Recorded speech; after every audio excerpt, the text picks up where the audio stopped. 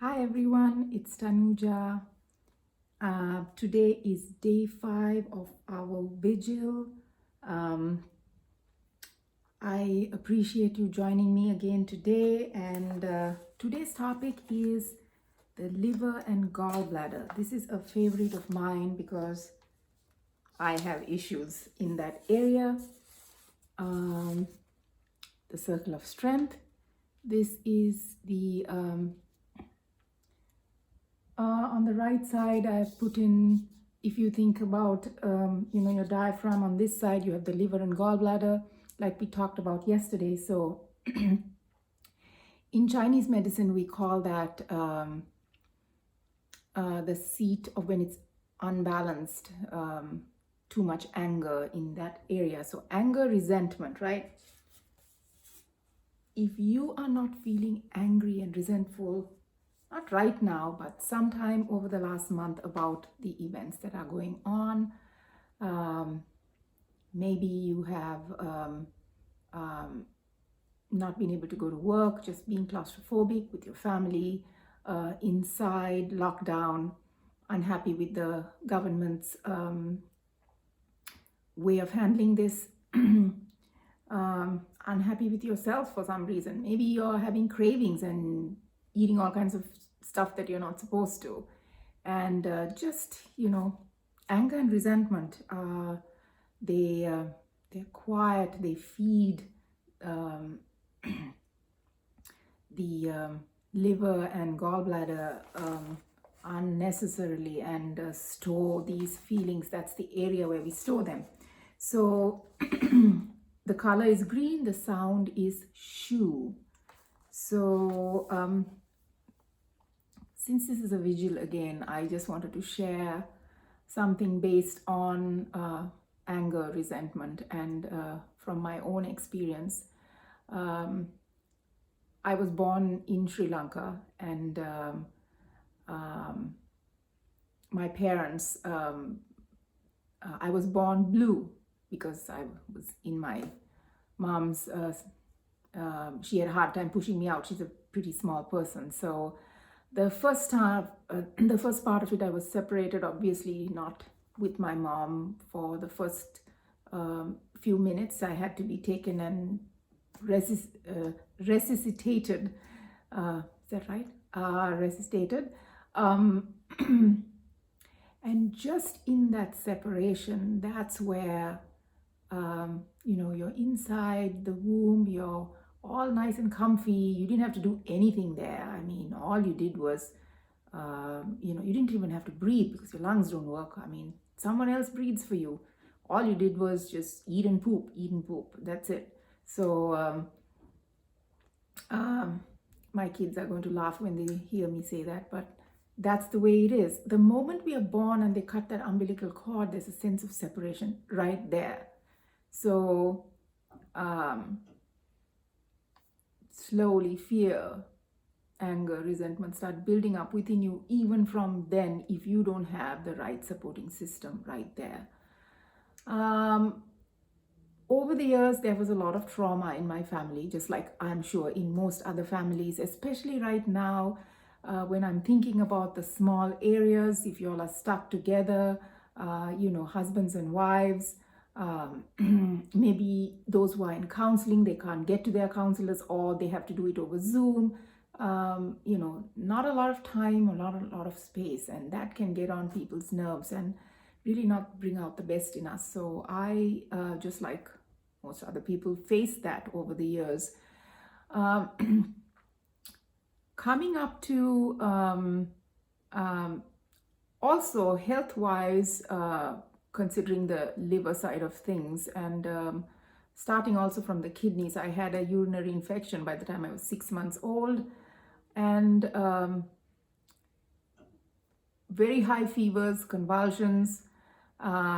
They had to give me barbiturates, which obviously many of you might know, or maybe not, but barbiturates are very strong drugs that not every 6-month-old should be given, but it's what kept me alive, and it caused a lot of issues where it affected my skin later on in my life. I had a lot of serious eczema because the body was trying to release. The skin is the quickest and the fastest way of releasing toxins. So when you can't do that and your skin is having a hard, when it's not, if you don't sweat and, you get those things out, slowly the toxins build up in your liver. So in the meantime, as I was growing up, watched my, things at home again, the anger and resentment within the family was also affecting me. I'm fairly sensitive to those kinds of things. So as a child, I didn't realize that those were building up. 83, we had many of you who are probably of Sri Lankan origin or know the story of Sri Lanka. We had the famous terrorism attack, in the sense the war between the Tamil Tigers and the Sinhalese. Well, Tamil Tigers were a terrorist organization. They were just, they wanted a separate state up in the northern part of Sri Lanka. So we were affected by that deeply. I was 13 years old, my brother was 12, and my youngest brother was 3. We had to go and live in a friend's house. They burnt all of my father's he had put in, all his earnings, everything into his business. And he ran a tourism business. So all his cars, everything was burnt. And one time I remember they found out that we were staying in that house. So the Sinhalese people who were against the Tamils at that time, believe me, I went to school and studied in Sinhalese. I didn't know why there was a problem. I mean, I didn't even speak Tamil properly, which was supposed to be my mother tongue. I really didn't understand. But they came there looking for us, and my mom and the children had to scale a giant wall and hide in another neighbor's house. And my little 3-year-old brother was like, why are we hiding here? I mean, when we said be quiet, he couldn't understand that. So we left for India, and we lived there, and it was difficult. The trauma of leaving the country, going through that kind of thing. Right now, I'm sure Sri Lanka experienced that on Easter last year, when we had the terrorist attack. But it's not just Sri Lanka, right? We're talking about these kinds of activities all over the world. Even in the Middle East, I know that, there's a war going on, and they have drones going and dropping bombs here and there. But I mean, there are people down there. There are innocent people. They might have some of them might have some crazy ideas that somehow God is better on one side or the other, but that doesn't really fly for most human beings. So I'm just saying that that's my personal experience, and that is why when this happened, we went through there was a lockdown at that time. We had curfews over the years in Sri Lanka. We lived in India, but our family members, they went through a lot of that. During the same time in 83, my husband's family, Jay's family, also went through very difficult times with, people coming and trying to take everything from their house. And my brother-in-law had to protect his mother and was injured. I mean, he still has the scars to show. War is not a good thing, okay? And there's anger, resentment. They build inside you if you don't release them. They are sticking in there. And the organ for that is the liver and the gallbladder. So, why am I telling you this? Because I have to have context as to why I would want to do a vigil, and why is that connected to COVID-19, right? So for me, lockdown is bringing back memories of those traumatic times. My children don't understand that. They were born in the United States. They don't know what it is to have to we were 5 people in a tiny little room. That's in my family, my father, mother, and the 3 of us in a tiny little room in India. We had to live there for like about 3-4 months when all 5, and then my father went to Japan because he had a friend there, and he's, I would consider, half Japanese. Anyway, he spoke fluent Japanese. But I'm saying that, we didn't have counselors to help us during those things. I had to, I found it difficult to assimilate into the school where I was, even though Sri Lanka and India are so like right next to each other, but I did not speak Malayalam. We were in Kerala at the time, and it was difficult. I was 13, teenagers. There are a lot of teenagers right now who are under lockdown, and it's not easy for them. I want to especially a shout out to my son, Sajeev, who is a senior. He's going to be graduating online, and so are all his friends. Many people whom we know will be graduating from college online. Some of them don't want to be home. I know some of my oldest would, she has exams, she's got other things going on, but I have my 2 little ones as well here. So, well, Shreya's not that little, she's 13, but,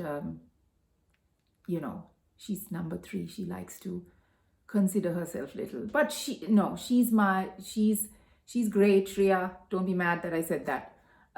But I'm just saying, teenagers, you can look at the news, they will be talking about that. And of course, they will be blaming the government for that too. So the government has their thing to do. They have to decide, make a big decision on whether to open the doors and get this economy going. But here's the thing. China opened up everything, and now they're seeing more cases there, right? So the bottom line is fear, right?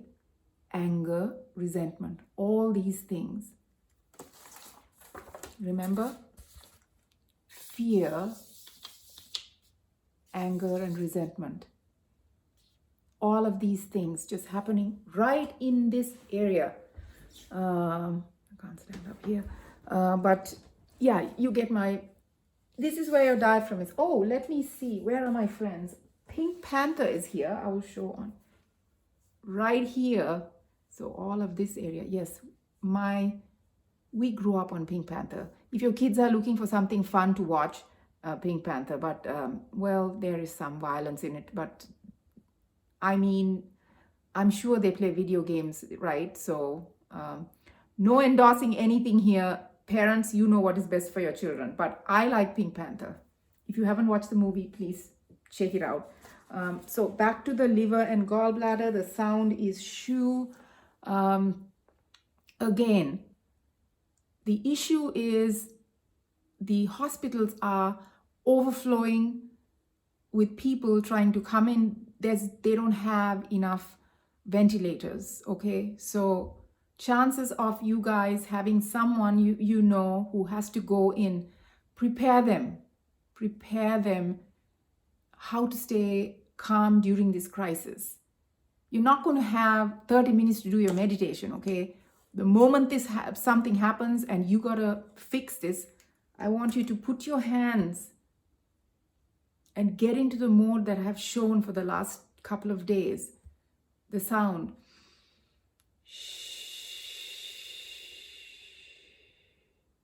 Maybe they are, having a hard time breathing. You put your hands on them. The moment you put your hands on them, they will notice the difference. Hold them, like I said yesterday, right? Some of the reasons why, they might feel that way, because in most cases, COVID-19, if you don't have too many issues, you really can, go through this at home. You really don't have to go to the hospital. But if you mention COVID-19, everyone is scared. Because we think that just because we take a vaccine, we can do whatever we want. We can have any kind of crazy thoughts going on here. We can just lead our lives the way we, and why is that an issue? I mean, there are no rules on that. If you're an adult and you want to eat, French fries, go ahead. But is your liver going to be able to handle it? Can you do something to make sure your liver is okay? Or are you going to run to the doctor and tell him he needs to take care of it? We have to accept responsibility for things that, in the small ways.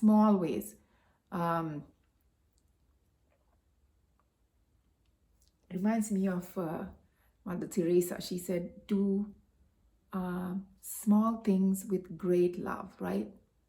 So talking about that, today is the 18th of April, and it happens to be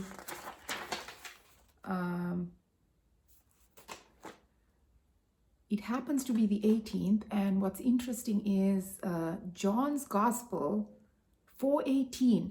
John the Beloved, the one who took care of Mary. He's a favorite of mine as well. I mean, the John's Gospel is just beautiful. In the beginning, there was the Word. What was that word? The word, the sound. Maybe it was the vibration of creation, right? Anyway, so here's what 4:18 says. In love, there is no room for fear, but perfect love drives out fear, because fear implies punishment. And no one who is afraid has come to perfection in love. So if you're thinking, this is a punishment, oh my gosh, I did something bad. No. This is not a punishment, but this is a wake-up call for all of us that, 2 + 2 is 4, okay? Maybe sometimes 2 + 2 can become 5. Scientists can look into that, but 2 + 2 is usually 4. So if we do certain things, we are going to see certain consequences. So I'm sharing a few techniques, showing you essential oils, those kinds of things. You're going to get a lot of that information out there. I'm just throwing out things that I've used and I can recommend.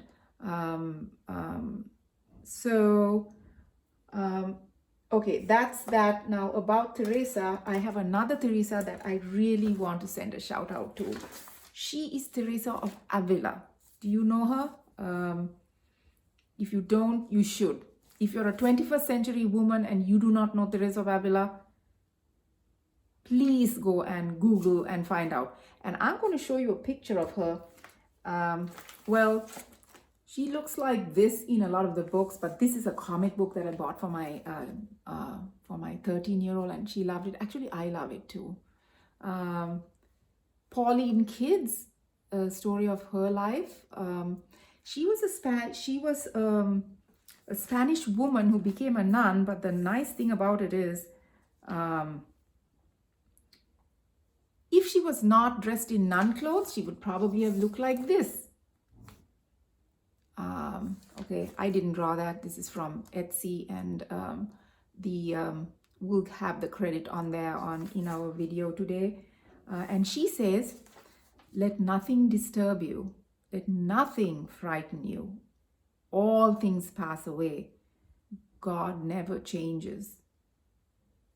Patience obtains all things. They who have God lack nothing. God alone is enough. And who is God? God is love, right? God is love.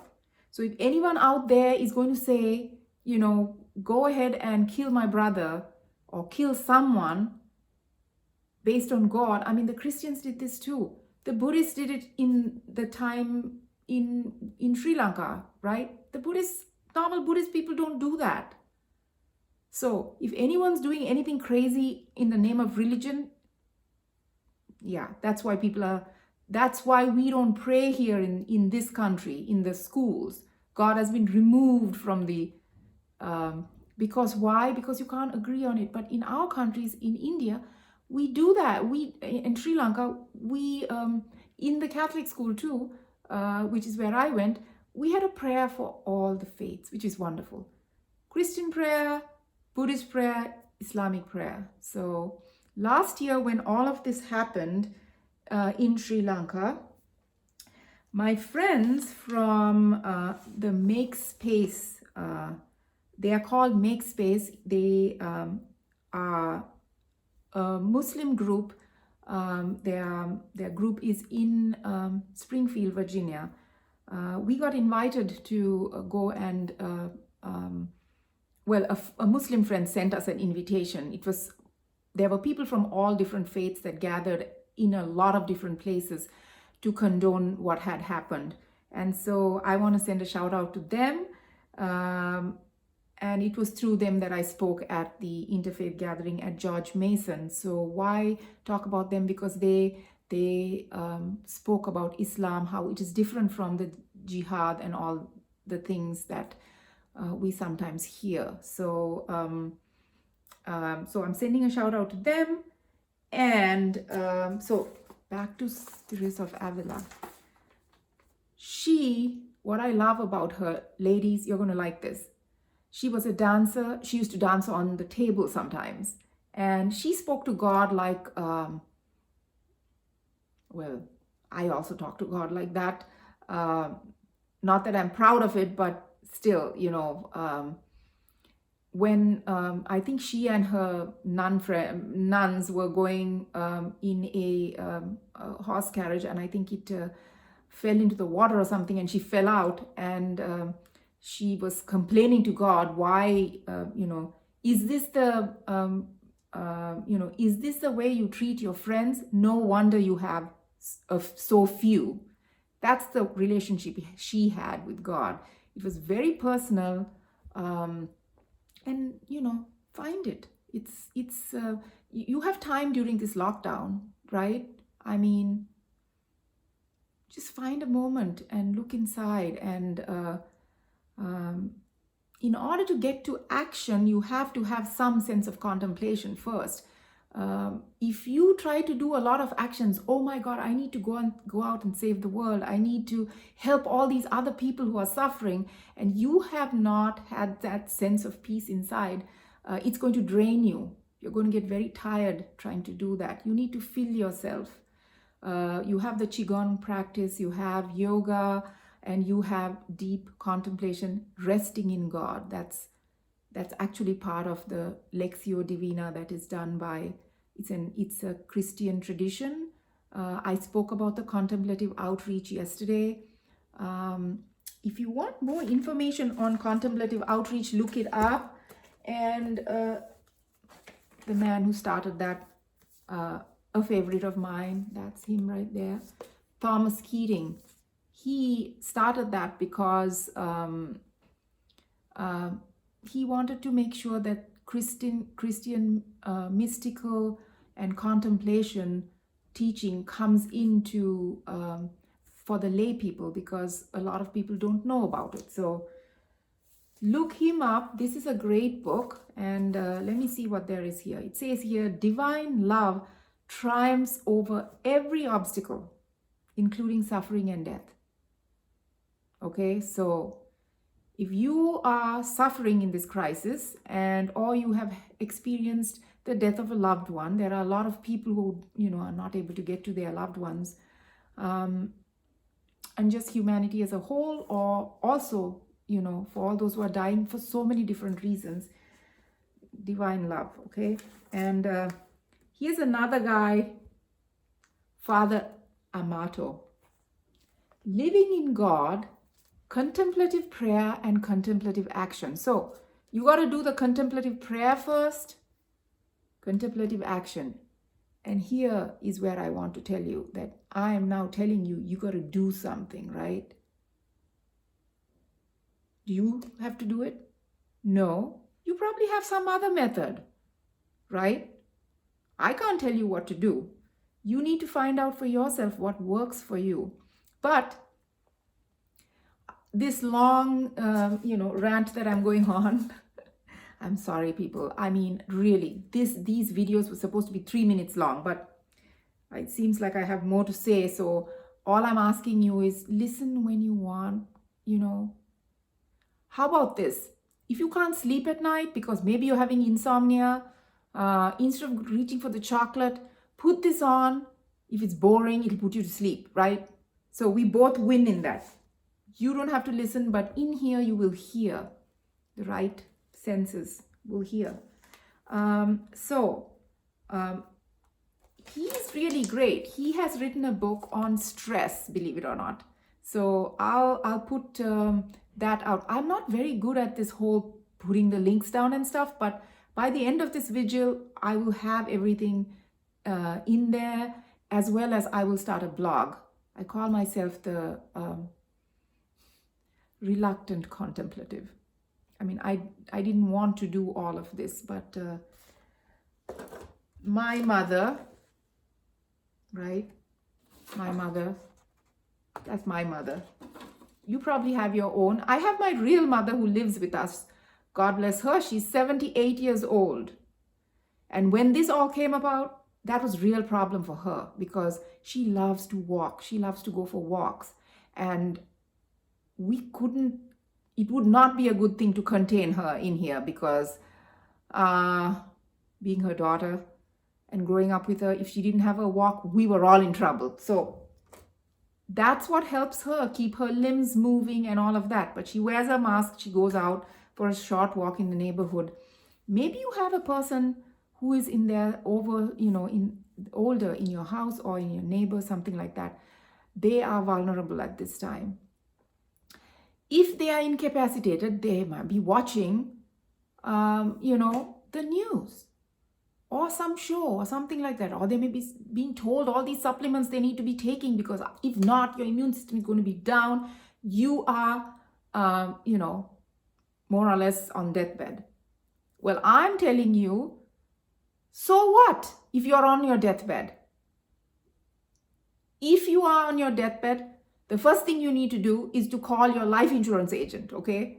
Don't be afraid of death. It's just another door. We're talking Easter. We already went to the tomb.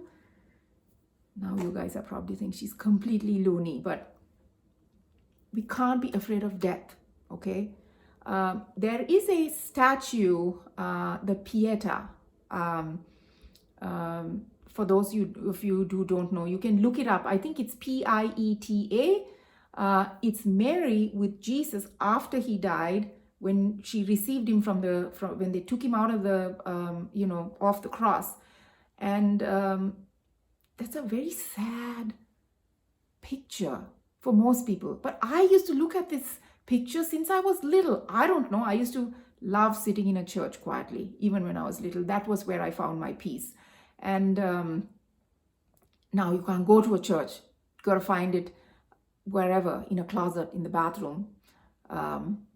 Create a little prayer space for you, whatever it is. You need to find your own little nook, corner, moment, if you don't have any of those things.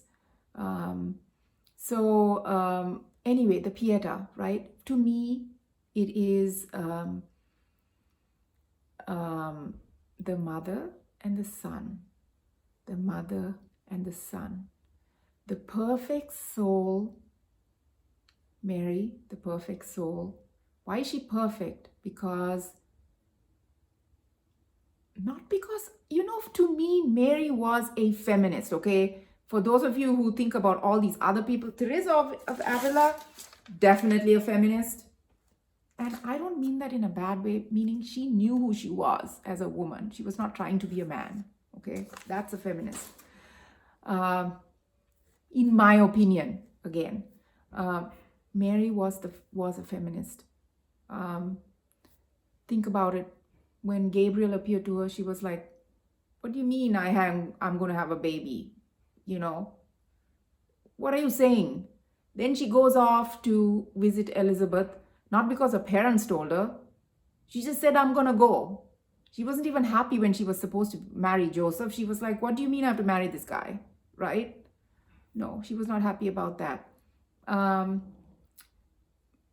she brought her son up in a different way than other parents, the other Jewish parents, who just allows their child, to be wandering around. Do you do that? Sometimes probably you need to, but he gets lost in the caravan. Yeah, she goes and looks for him. But over the years, she kind of knew who he was. She's the one who told him, do your miracle, okay? Now's the time. Although he said, it's not my time. And then later on, Jesus says, when they say, oh, is that your mother? He says, my mother is the person who does God's will. Really? She didn't get mad at him because she understood who he was. So I would have had a problem with that if my son said something like that about me. Well, he's 18. No, I think, yeah. If anyone has 18-year-old boys at home, or girls for that matter, they are, you know how they talk and the kinds of things they say sometimes. So, yeah. Sajib, don't be mad at me, please. The other person I want to talk to, so Mary, I just shared that with you. Before I move on to the thing, I want to share the prayer beads with you, okay? This is prayer beads. When we're doing the quiet minute, I want you to use your prayer beads. If you're Buddhist or Hindu or Muslim, you all have your own prayer beads. So this is a real easy prayer. I have prayer beads here. This is from Jerusalem, and it has a little cross here.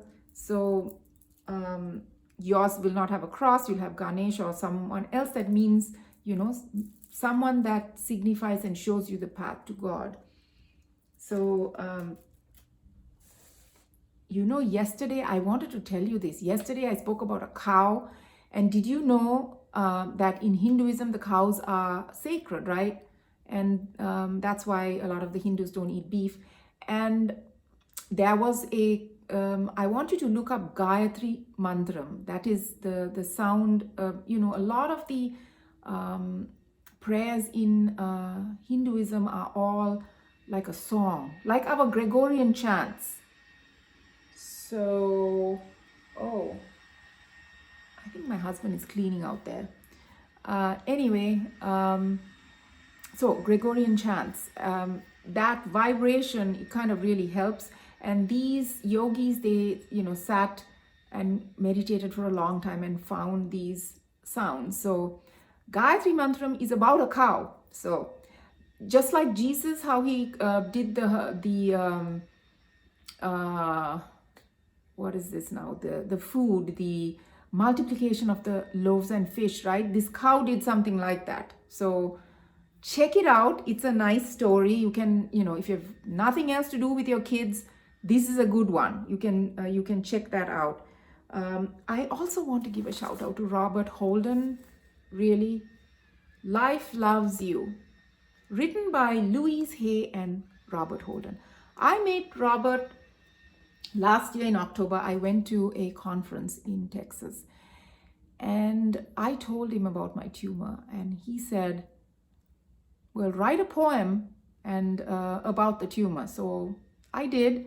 I do write poems and, speak to the tumor and all of that. But he said that, and he said, you need to share it with the group. This was like 80 or 90 people there, or less. I don't remember. It felt like 80 or 90, maybe even more. To me, it's hard enough to talk about this to one person. So why am I bringing this up? Because when it was time to share the poem, I thought I was just going to be reading the poem.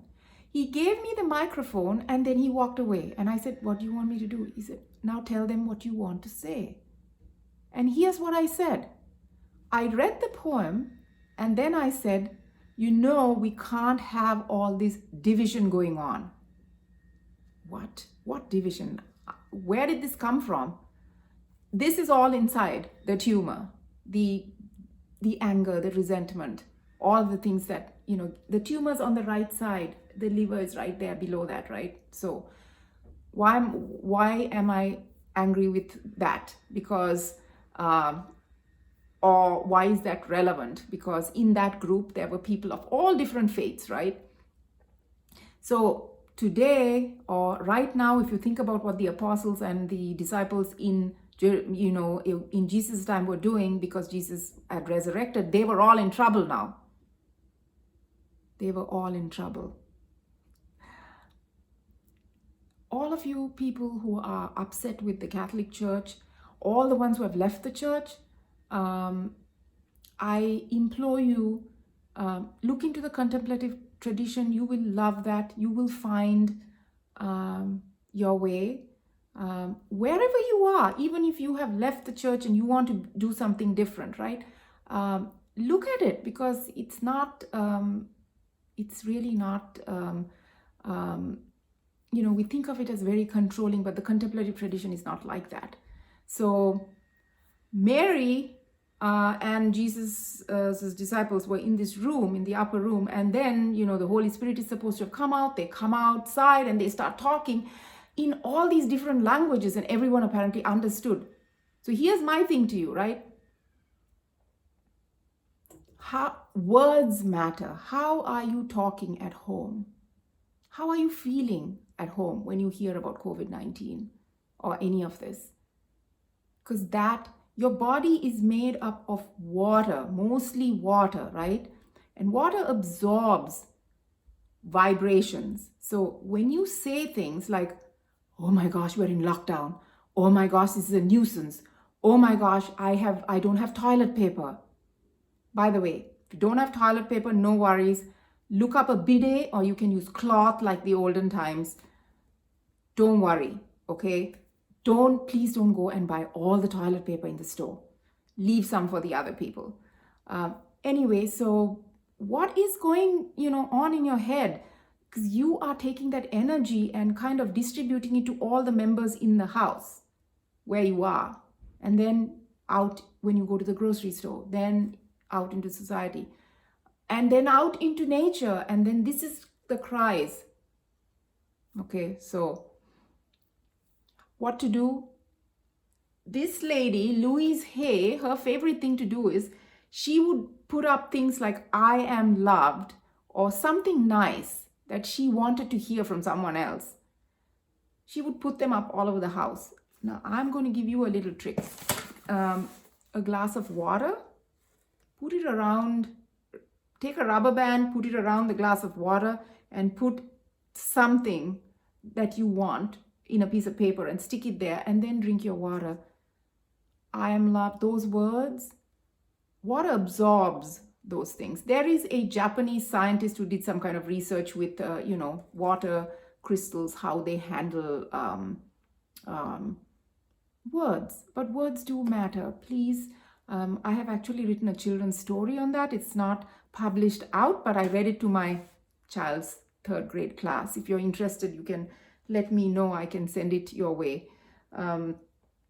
So let's take a moment then. I think I've blah, blah, blah, giving you lots of information, but then forward button, rewind, let it be what it is to put you to sleep if necessary. So the sound, as I said, for the liver is shu. So I'm going to use it, and we'll finish up that way. If you have prayer beads, you can use it. And I have the rosary that, we call the rosary, and it's to Mary, and I kind of used it. And on the Our Father, I say the usual rosary prayer, but to some people that's all rote prayer and all of that. So if you want something to count, you can just use your fingers. Until your mind quiets down, you can say, I can do all things in love who strengthens me. That's what I say, okay? I can do all things in love that strengthens me. And all these 10 beads here, I say, be still, my soul. Sometimes I just say, be still. Sometimes I just say, be. Sometimes I'm quiet. Eventually you get to a place of quiet. And then you just stop. So, do what we normally do an examine, find something you're angry about, maybe that I don't know what you may be angry about, but let's see, what am I angry about today? I'm not angry about a lot of anything today, actually. Everything has been going well so far. I'm not really angry about this, but I'm irritated at the fact that I don't know how to do this whole video thing. You know, my video editing skills are not. This is just the first time the Jnana Sacred household is trying to do this. Okay, so I'm irritated that. I mean, I have a degree in computer science. My master's degree is in computer science. This should be a piece of cake, right? But I just don't have the time to get to that and figure all those things out. My daughter helps me. Shanti, thank you. And Shreya, thank you. So that's my thing. Maybe you have something else. Do you have something maybe with your spouse, with your children, maybe work related? Someone's bothering you, giving you too much stuff. Maybe you know, someone got too close to you when you were in the grocery store with a mask, and maybe our president is irritating you. I mean, you know, he is very good at irritating people these days more than others. You know, people voted him in, so I don't want to get political and get in trouble here. So let's be quiet. Find your thing. I hope I, you know, move that stuff out, right? Move that stuff up. Move it up. Let it come into your consciousness. I'm angry about this, right? So even though I'm angry about this,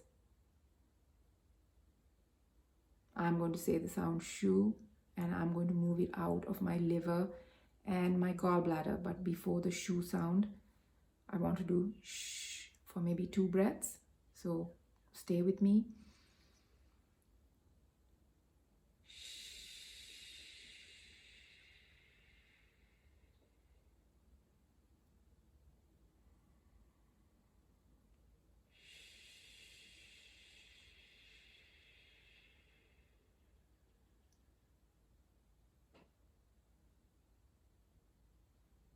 Now in the heart, the sound is ha.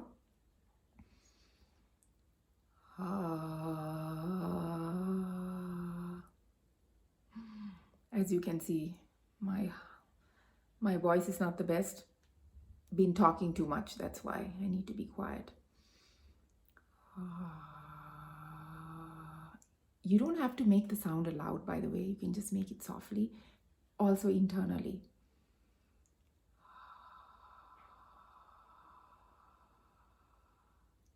Now you can put your, the colors were white for the lungs, red for the heart, and now on the liver, gallbladder area, color is green. Inhale the green light in, exhale and purge the anger out, the resentment out. Shoo.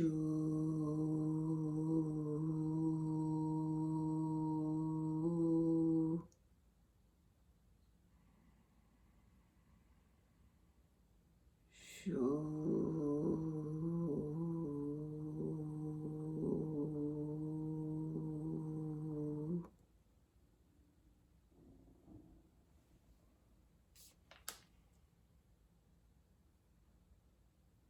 So you can pause the video here and you know, stay in that way for a little bit. And again, you can do all things in love, who strengthens you. And then be still, my soul. And offer that up for everyone who's suffering and who is angry and who is frustrated about the situation, so that we can really move the consciousness a little higher, so that then mother will be fine, and we will be fine, we will feel fine, and then we can move COVID-19 out. So thank you for watching. I appreciate your support for this vigil, and I am sorry these videos are long, but someone needs to hear some part of this video. If you have a loved one who is in the hospital, who has a phone, maybe they can watch it and it might help them to sleep. So I wish you a good night, and the sun is slowly setting in the background. So I'm going to go out there and enjoy it. I wish you a good night, and I will see you tomorrow with day 6. We are talking about the lymph. If you have some chronic illness, your lymph is not flowing very well. We all need our lymph to be flowing because it doesn't have a pump. And if you can't get out and do the normal exercises you're doing, the sound, purging sound, will really help. And so that's tomorrow. Yellow color, Michael. So my poem, again, enjoyed. I hope you do. It's for my mom, for my mother, for our universal mother, and for all of you mothers out there. So thank you.